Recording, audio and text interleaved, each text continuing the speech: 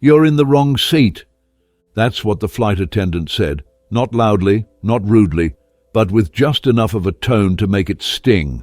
It wasn't what she said, it was how she said it. Those 4 words, calm and almost polite on the surface, carried weight, assumption, judgment, disbelief.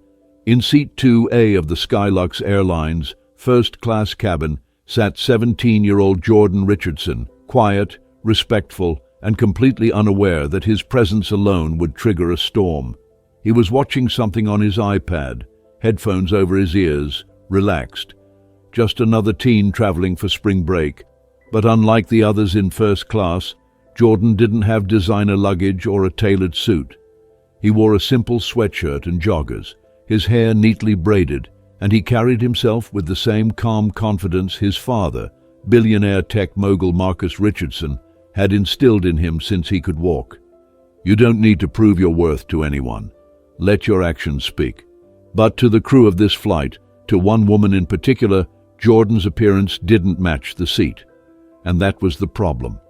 As Jessica, the lead flight attendant, stood before him, her expression shifted from customer service politeness to something colder, something sharper. "This seat," she said with a manufactured smile, "is reserved for our VIP guest." Behind her stood a white woman in an expensive coat, designer bag draped over her wrist, tapping her manicured nails against her phone, as if time itself was inconveniencing her. She didn't say anything yet, but the look in her eyes was loud enough. Entitlement, expectation, ownership. Jordan pulled off one earbud, blinked, and glanced between the two of them, confused. "This is 2A, right?" he asked. Jessica nodded but didn't budge. "Yes, but there's been a mistake." The woman behind her finally spoke. "I always sit here," she said, her voice laced with something smug and final, like a ruling from a judge. "Every week, this is my seat." Jessica didn't correct her. She simply stood there, waiting for Jordan to move, as if that was the only outcome possible. Jordan's eyes searched the small screen of his phone, then his boarding pass, then back to Jessica. "My ticket says 2A, he replied. He kept his voice calm, even, but something about the way Jessica's smile thinned and her eyes narrowed told him it wasn't enough. The woman behind her crossed her arms. "Are we really doing this?" she said to no one in particular, loud enough for nearby passengers to hear. "Over a seat?" Her voice rose, performative, calculated. "I mean, look at him." That's when it clicked. Jordan wasn't being asked to move because of a mix-up. He was being asked to move because he didn't look like he belonged. Not in 2A, not in first class, not among the so-called VIPs. And Jessica, she wasn't asking. She was expecting him to just comply. Jessica leaned in slightly, lowering her voice just enough to pretend this wasn't public humiliation. "First class is reserved for high-tier passengers," she said. "I think you may have misread your ticket." Jordan's fingers curled slightly around his phone. "I didn't." But his words didn't seem to matter. She continued, her tone now laced with suggestion. "Sometimes tickets get misprinted." As if his name, Jordan Richardson, had somehow accidentally landed in first class. The woman behind her scoffed and shook her head. "This is ridiculous," she said, now drawing attention from others in the cabin. Whispers started, a few curious glances. The tension was rising, invisible but electric. And then, without warning, Karen Whitfield, that was her name, stepped forward and addressed Jordan directly. "Sweetheart," she said, using a tone that made the word anything but sweet, "don't you think it would just be easier if you moved?" Jordan looked up at her. Something shifted in his eyes. Not fear, not anger. Something quieter, deeper. Here we go again. He'd seen this happen to others. He'd read the headlines. But this time, he was the headline. He took a slow breath, straightened in his seat, and said clearly, "I'm not moving. This is my seat." Jessica's smile dropped completely now. "We'll see about that," she muttered and turned, walking briskly toward the front of the cabin. A few minutes later, the flight supervisor arrived, Trevor. Tall, suit-pressed, a man used to being obeyed. He didn't ask questions, didn't request to see a ticket, didn't speak to Jordan with the tone of someone trying to understand. Instead, he addressed him like a problem. "I've been told you're refusing to move seats," he said, arms folded. "Is that correct?" Jordan showed his ticket. Again, seat 2A, clear as day, but Trevor didn't even look at it. "Listen, kid," he said, lowering his voice like he was doing Jordan a favor. "I need to make sure our top customers are taken care of. I'm sure you understand." Jordan's jaw tightened. "My father bought this ticket for me," he said. "I'm exactly where I'm supposed to be." And that's when it happened. That moment, that pause, where Trevor's expression flickered with confusion. "Your father?" Jordan nodded slowly. "Marcus Richardson." The name hit the air like a clap of thunder. Jessica, standing behind Trevor now, paled visibly. Karen stopped tapping her phone. The mood shifted. Everyone in aviation knew that name. Marcus Richardson, the man whose investments had rescued airlines from bankruptcy, whose influence stretched from corporate boardrooms to political circles. Trevor blinked. "Marcus Richardson?" he echoed. But the damage had already been done. The insult, the assumption, the refusal to believe that someone like Jordan could belong in first class without a second glance. And yet, even with that name now echoing in the air, something in Trevor's posture said he wasn't ready to back down. Not yet. Pride, stubbornness, a refusal to admit that they all, had just made a very, very big mistake.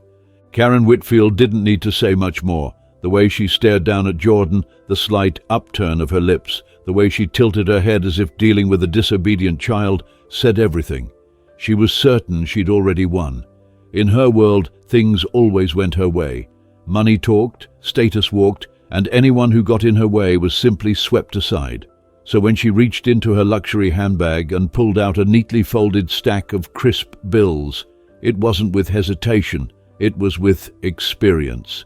She didn't even look at Jordan as she subtly, effortlessly slipped the money into Jessica's hand. It happened in under 3 seconds. Most people would have missed it entirely, but Jordan didn't. He saw it, and so did Emma Dawson. Sitting a few rows behind, Emma was no ordinary passenger. She was a seasoned journalist who specialized in social justice stories.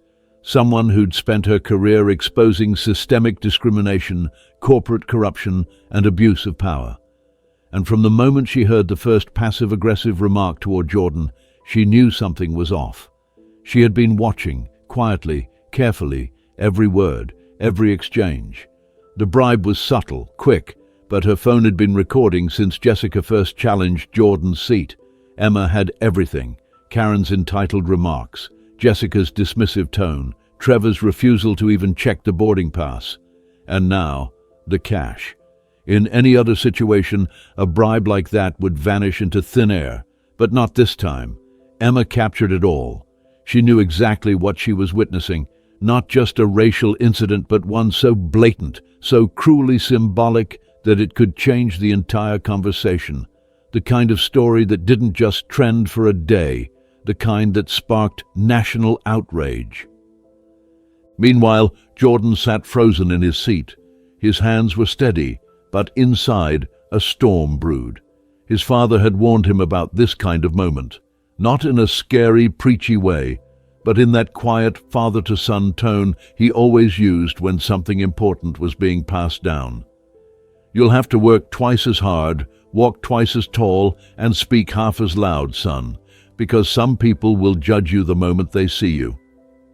And here it was. Jordan had done everything right. He had the boarding pass, the seat, the calm demeanor. But none of it mattered.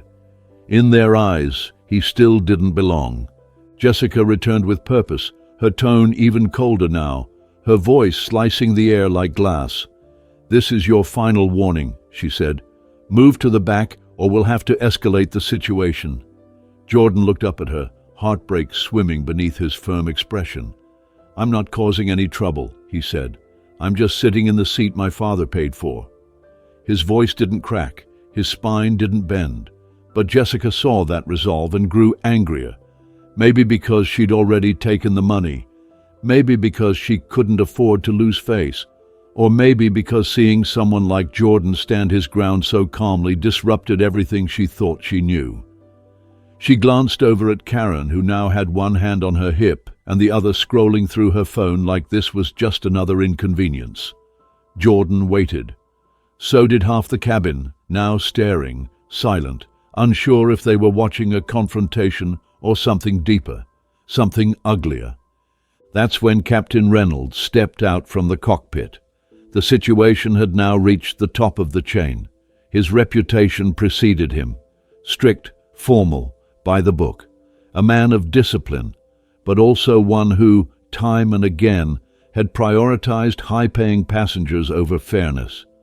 The moment he arrived, Jessica quickly explained the situation. In her own words, of course.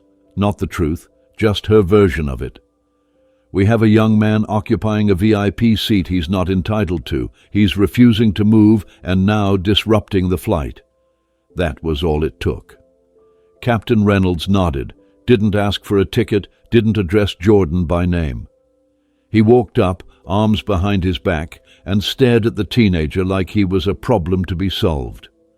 "Young man," he said, "if you continue to refuse to cooperate, I'll be forced to call security." And there it was. The last line, the final move, the power play. Jordan sat in silence for a moment. Then, slowly, he stood up. Not because he was afraid, not because he was giving up, but because he realized the battle had already shifted. They weren't going to listen. They weren't going to look at the ticket in his hand or acknowledge the truth.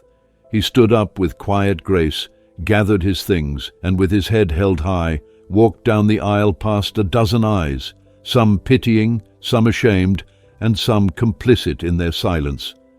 Outside, at the boarding gate, murmurs had already begun. Passengers who had seen glimpses of what happened, people talking, phones buzzing, screens lighting up. And Emma? She was already editing her video. Tight, clean, no commentary, just the raw, uncomfortable truth. And the headline she typed, "Black teen removed from first class after white woman bribes flight attendant," was enough to spark a fire. The video went live within minutes, and the internet responded like it had been waiting for this moment. Thousands of shares in the first half hour, outrage in the comments, celebrities reposting, activists demanding answers. The hashtag #Justice for Jordan appeared, then trended, then exploded. And somewhere in his office, Marcus Richardson's phone started vibrating. Over and over again, colleagues, business partners, reporters, friends. They all had one thing to say. "Is this your son?" Marcus clicked the link. He watched it all. The confrontation, the lies, the bribe, the coldness, the silent strength of his son, and then he placed his phone down gently on the desk. His face unreadable, but his decision already made. This wasn't going away, not quietly, not this time. Richard Williams hadn't even finished his morning coffee when the first message came through, then another and another. Ping after ping, each one more urgent than the last. Something about a viral video, a passenger removed from first class, racial discrimination, a bribe, and then the name that froze everything, Jordan Richardson. It couldn't be, not that Richardson, but as he clicked the link and the footage loaded, the blood drained from his face. It was him, the kid. The boy pulled off the plane, the teenager who refused to move, the one now at the center of a digital wildfire, and he was the only son of Marcus Richardson. For a few long seconds, Richard Williams didn't move. His heart thundered in his chest, but his mind was already sprinting through the implications. Marcus Richardson wasn't just a name on a shareholder list. He was the shareholder. The man who saved Skylux Airlines 2 years ago with a capital injection so large, it kept the lights on and jets in the sky. He wasn't just their biggest investor. He owned the direction of their future. Marcus controlled over 30% of strategic voting shares. His endorsement had brought in more investors. His connections opened international routes. His money had become their lifeline. And now, Skylux had just humiliated his only child in front of the entire world. William stood up so quickly his chair toppled behind him. "Get everyone," he snapped to his assistant. "Everyone, now!" Less than 30 minutes later, the senior leadership team was seated around a long glass table in the executive boardroom, their faces a mix of panic and disbelief. On the large screen in front of them, the video was playing in a loop, no commentary needed. The facts were all there: the dismissive tone, the refusal to acknowledge the ticket, the bribe passed like a secret handshake, and the boy walking off the plane with dignity as though carrying 1,000 pounds on his back. The video was now on every major platform. News outlets had picked it up. Public figures were tweeting. Investors were asking questions. And Skylux stock, already falling, millions of dollars in value, wiped out in hours. Williams paced the room. His voice, when it came, was razor sharp. "How did we let this happen?" No one answered. No one could. It was Lisa, the head of customer experience, who finally broke the silence. Her voice was tight with anxiety. "This isn't the first time," she admitted, "but it's the first time it's been this public, this clear." Her words landed like a hammer. Other executives exchanged glances, silent admissions of past whispers, overlooked complaints, small moments swept under plush airline rugs. But this wasn't small anymore. This wasn't an isolated mistake. It was an eruption, a reckoning. Williams took a deep breath. "We need to respond, now. Fire the staff involved, immediately. Jessica, Trevor, Reynolds. I want them off the roster today. Announce a formal apology, and we contact Marcus." The room tensed at the name. Contacting Marcus wasn't just damage control, it was a plea for mercy. But Williams knew they had no choice. "I'll call him personally," he added. "Explain everything. Do whatever it takes." And as he returned to his office to make that call, his phone buzzed again. His assistant's voice came through the intercom, nervous. "Sir, it's confirmed. Marcus has already seen the video, and he's not responding." On the other side of the city, Marcus Richardson stood before a towering audience at a tech summit. He was minutes away from delivering a keynote address, one that had been planned for weeks. His assistant approached cautiously, whispering something into his ear. Marcus's eyes narrowed. He pulled out his phone, saw the missed call from Williams, and without hesitation, declined it. Then, slowly and with perfect composure, he walked toward the podium. His opening words, "Before I speak to you today as a CEO, I want to speak to you as a father." That sentence alone was enough to shatter the internet ceiling. By the end of his 10-minute speech, Marcus had publicly announced his decision. Right Tech Solutions would be terminating its $50 million strategic partnership with Skylux Airlines, effective immediately. By noon, headlines flashed across every major outlet. Marcus Richardson withdraws. Skylux stock crashes. Within a day, investors panicked. Partners pulled out. Shareholders demanded emergency meetings. And what had started as one ugly confrontation in first class had now become a company-wide catastrophe. But Marcus wasn't done.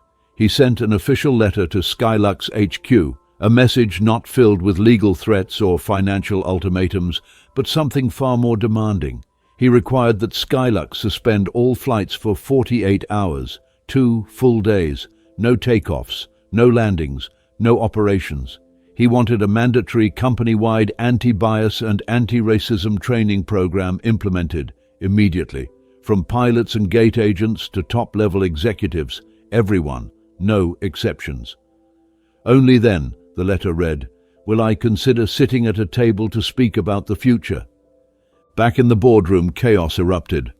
"We can't shut down all operations," shouted the CFO. "Do you know what that will cost? Millions, tens of millions, losses beyond repair." But Williams stood at the head of the table, hollow-eyed and resigned. "Do we have a choice?" he asked, already knowing the answer. "We either stop flying for 48 hours, or we may never fly again." And just like that, the announcement was made. Skylux Airlines would halt all flights for 2 full days. Airport terminals went quiet. Passengers flooded customer service with outrage. Travel plans collapsed. The public reaction was explosive, but Marcus didn't waver. In interviews and press statements, he made it clear. This wasn't revenge. It was a demand for transformation. If a company cannot stop and reflect long enough to correct what's broken at its core, it doesn't deserve to fly above anyone's head, he said in one interview, and to many it felt like he wasn't just speaking to Skylux, he was speaking to every company, every institution that had quietly tolerated discrimination for far too long. And the world listened. Not just passengers, but corporations, human rights groups, celebrities, schools. Marcus's decision sparked something far bigger than a flight delay. It became a moment of reflection, and for Skylux, it was a make-or-break reckoning. Behind closed doors, executives scrambled to build the training programs, hire diversity consultants, draft policies that should have existed long ago, but the damage was done. Trust had been broken, and now the only way forward was through accountability. The suspension of all flights sent shockwaves through the aviation industry, but what came next stunned the public even more. Just days after the dust had started to settle from Marcus Richardson's firm demands, he made another move, one that no one saw coming. Instead of disappearing behind closed doors or leaving Skylux Airlines to collapse under the weight of its mistakes, Marcus did the opposite. He announced the creation of a bold new initiative, a program he called Second Chance. It wasn't about corporate redemption. It wasn't a PR stunt. It was something much more human. The goal?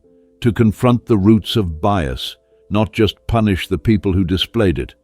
The news came with a short statement from Marcus himself. Accountability must be followed by growth. Without change, punishment is just theater.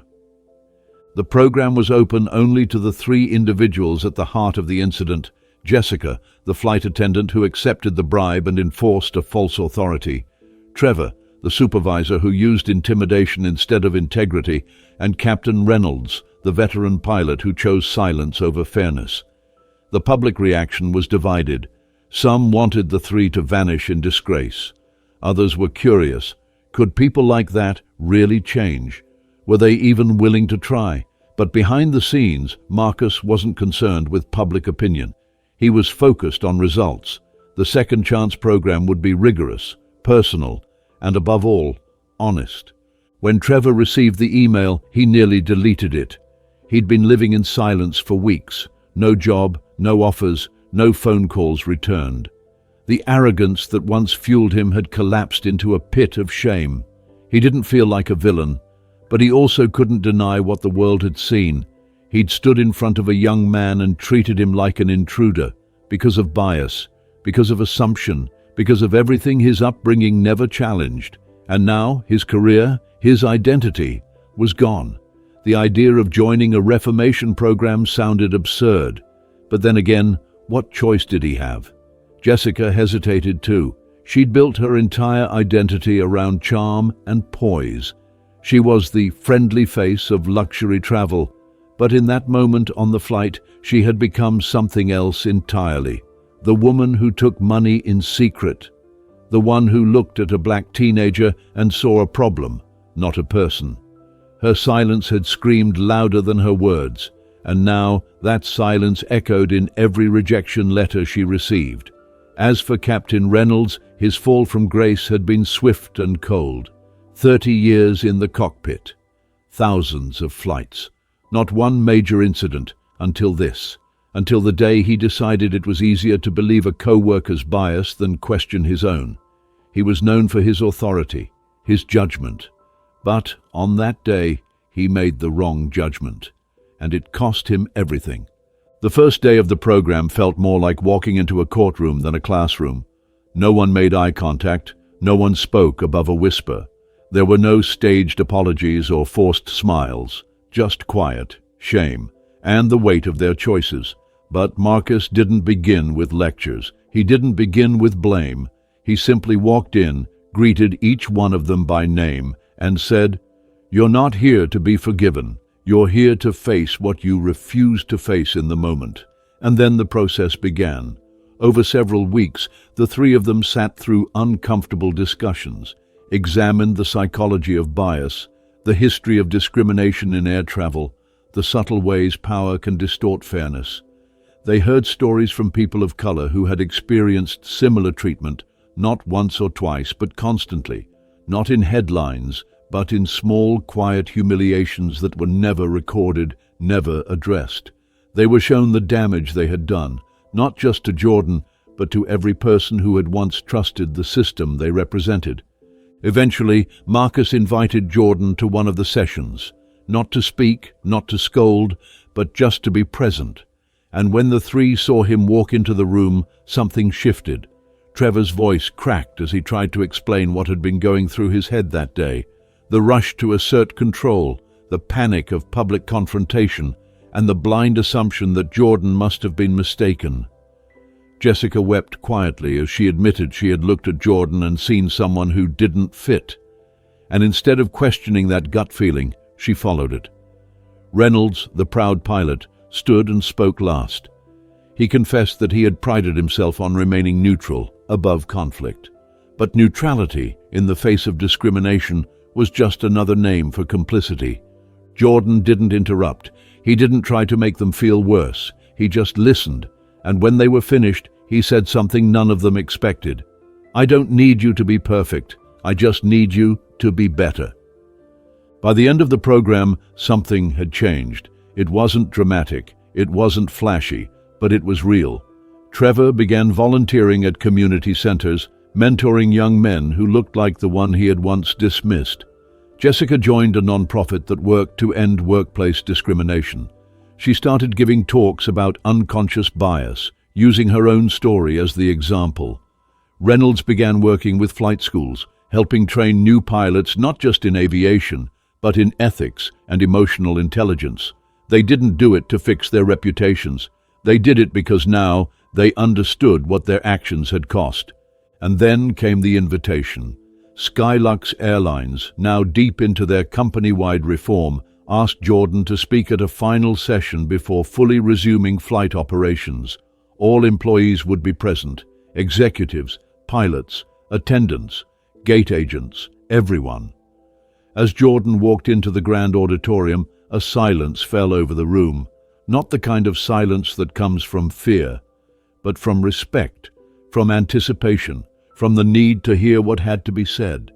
He stood at the center of the stage in a simple outfit, no flashy suit, no dramatic tone, just honesty.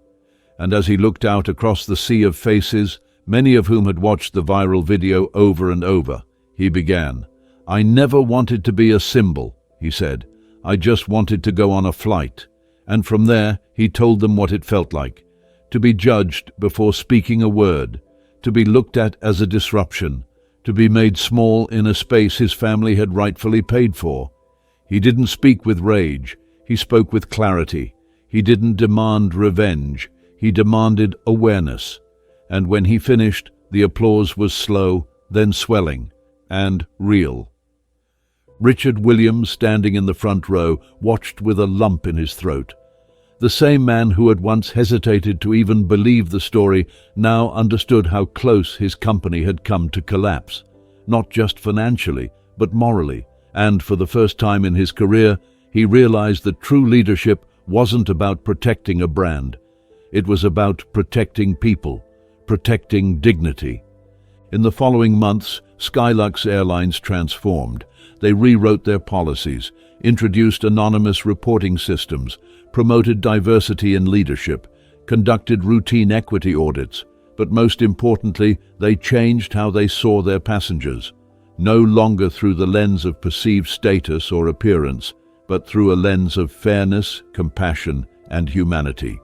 Jordan returned to his normal life, but not unchanged.